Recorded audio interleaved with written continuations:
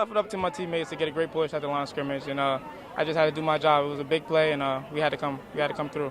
My team needed me to show up. We got a couple injuries, a couple people went down. As a freshman, it was a lot of pressure, but they lifted me up. They got me through the game, and I appreciate them. This is a great feeling. Last week we had last home game we had a tough one, but for us to get off in almost the same situation, it feels great.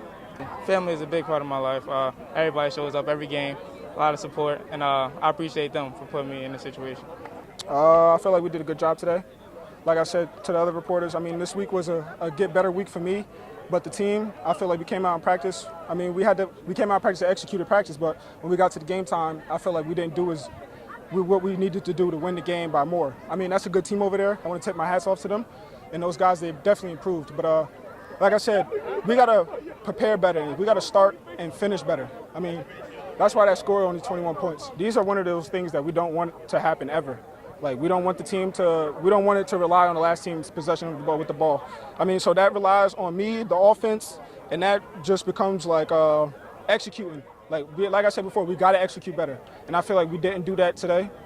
And like I said, that's a good team over there. And we're just getting prepared for the team across the street, so we'll be ready. It just starts in practice. It starts tomorrow in film.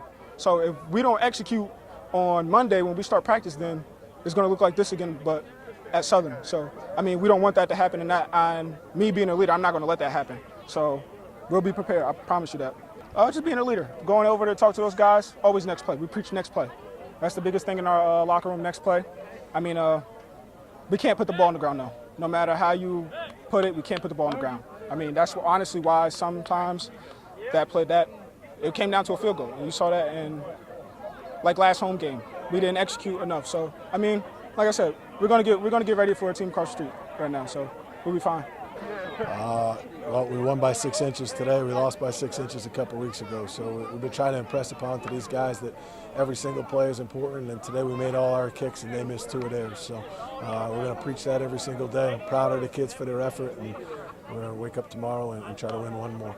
It always does. Southern Connecticut versus University of New Haven is exactly what Division II football in New England is all about. We'll be excited for it. I know they'll be excited for it.